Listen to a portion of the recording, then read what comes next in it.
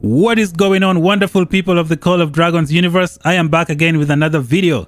This is gonna be my ultimate guide for infantry in Call of Dragons. In today's episode, we are gonna check out the best talent tree path that you should take for your infantry. As most of you already know, it is very expensive to get talent resets. Therefore, you have to get it right from the get-go. In this video, I'm also gonna give you guys some awesome pairings and talk about the overall strength of the infantry in the game. If you are still new to the channel, make sure you subscribe for more content like this. Turn on the bell notification so you don't miss out. Without wasting more time, let's get this guide started.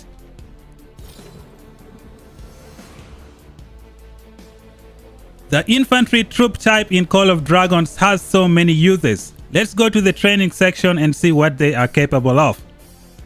Infantry troop type is excellent for gathering resources. At level 14, they have a load capacity of 14. Infantry troop type has a higher health point. They have the best defense in the whole game. When you look at the infantry at physical attack, it is very low. Now when it's time to design a talent tree, you should put a lot of points on health point and physical defense. Those are the areas where infantry shines the most. Do not try to put a lot of points on attack because you are gonna waste it. Hypothetically speaking, 5% of 233 is better than 5% of 192. Therefore, when you design your infantry, try to go for the health point and the defense. When you design your infantry with health point and defense, they are going to last very long in the open field. And when your infantry is lasting long, they have the ability to do a lot of raid skill. Let's go check out some infantry commanders in the game and see what's really going on. Let's take Garwood for example. When you see his rage skill, he does not have any skill damage from his rage skill. He just boosts his troop. Therefore, when you go to the talent tree, try to make your infantry stronger so that they can last long in the field. When they last long in the field, they can do more rage skill. When they do more rage skill, you get all of these buffs for your troops when you're fighting your enemy. For more comparison, let's go back to the troop area and compare the two extremes in the game. We shall check out the archers and the infantry. The archers, as we know in Call of Dragons, have the highest attack damage in the whole game.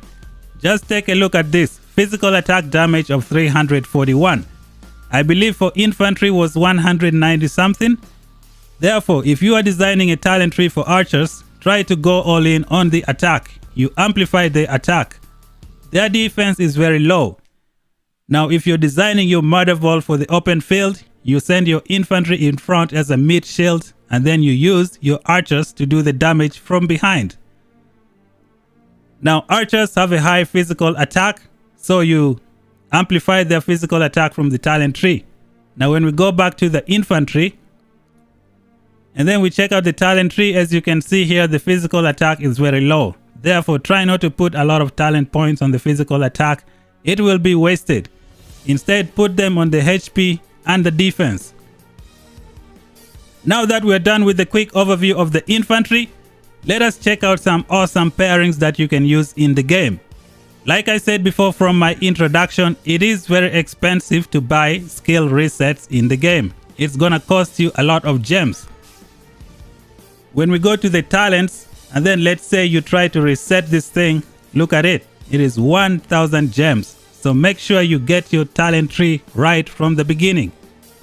I'm gonna help show you some talent trees that you can use for your infantry, and you won't have to change it until the season comes to an end. As of right now, there are 4 infantry heroes that you can mix and match in the game. We have Nikka, who is excellent at doing damage. We have Garwood, excellent at healing. We have Madeline, who has an awesome shield. And then we have Bakar, who is also great at doing skill damage. You can also throw Ileana in the mix. I'm gonna show you some talent trees that you can use for your infantry to help you do great things in the open field. Now, for the purpose of this video, I'm only gonna show you the path that you should take, like which 2 talents you should work on for your infantry. We have Garwood, we have Madeline, we have Nikka, and then we have Bakar. So your first march is gonna be Madeline primary and then Garwood secondary. Now you do this because you want a tank in the open field. Remember, infantry is built to defend. Therefore you have Madeline and Garwood. Let us continue talking about these two commanders. As we all know, it is very expensive to get skill resets. For Madeline, when you go to the talent tree, you should focus on infantry and the tank.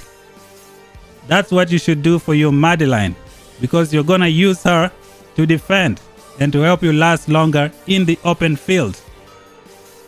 The secondary to Madeline is gonna be Mr. Garwood. Now you should go with Garwood on the garrison tree. That way you can use him to defend your city. Try to do garrison and the tank.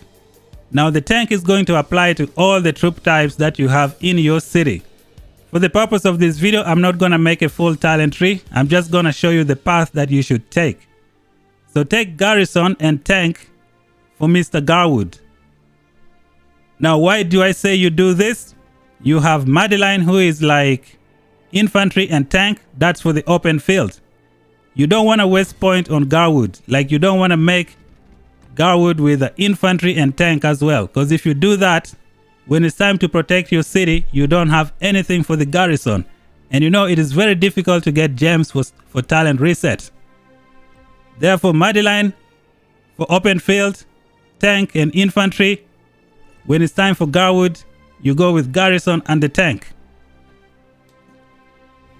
Now let's take a look at the second pairing that you can make.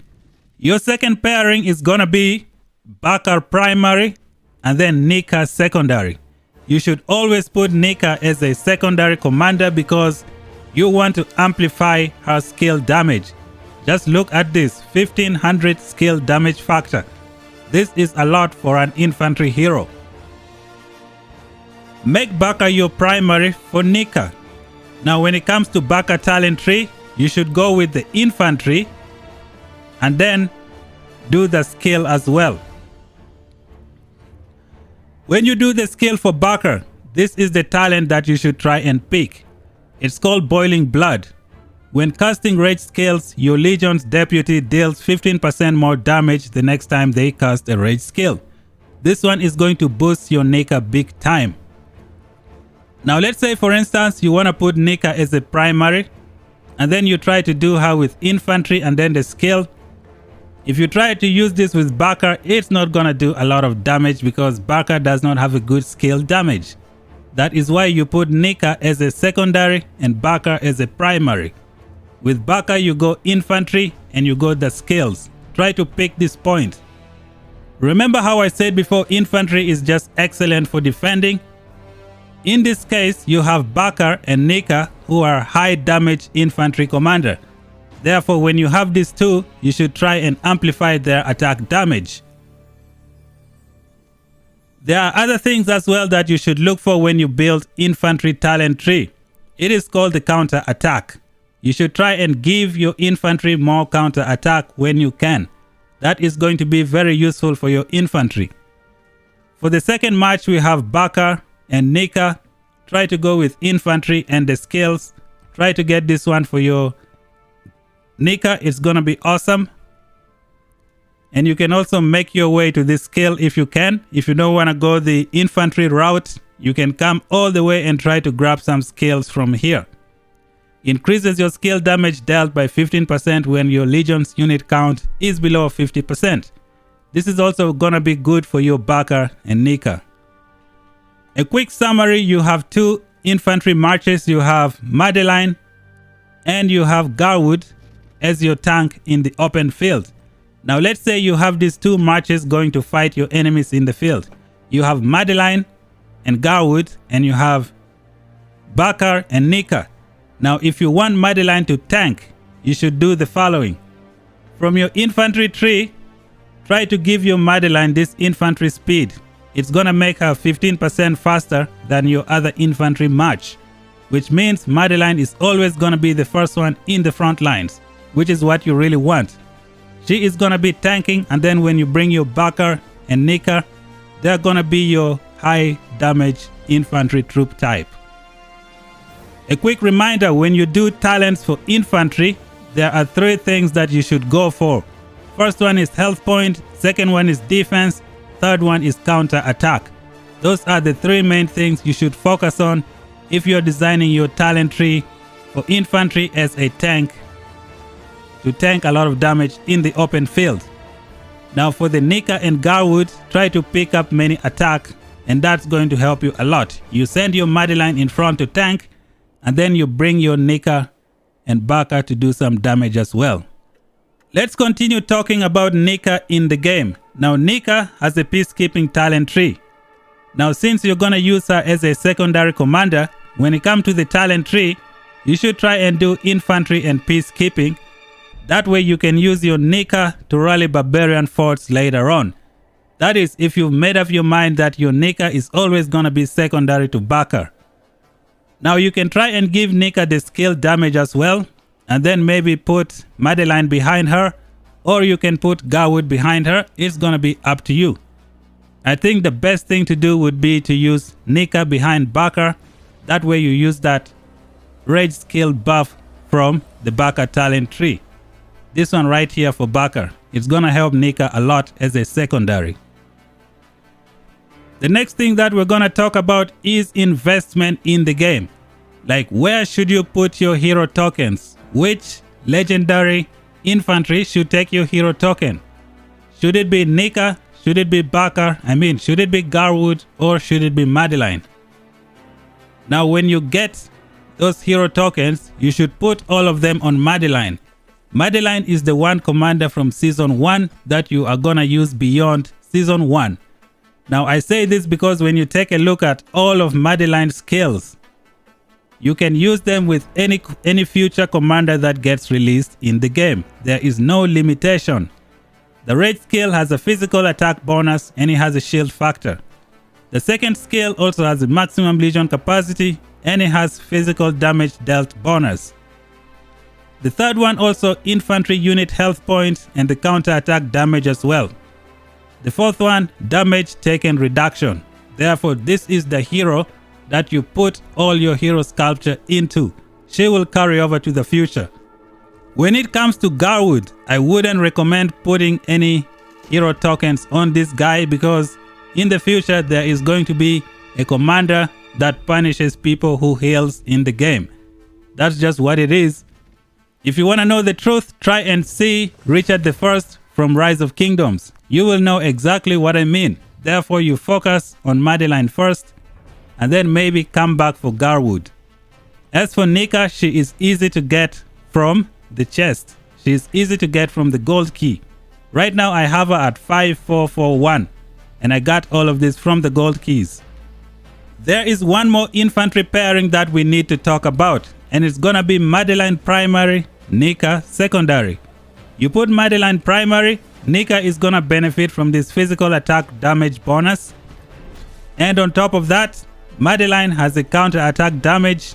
You combine that with Nikka counter attack, it's gonna do a lot of damage to the enemy. This is also another good pairing. And guess what? Since your Madeline is the primary, your Nikka is gonna be the secondary. You don't have to change your talent tree again.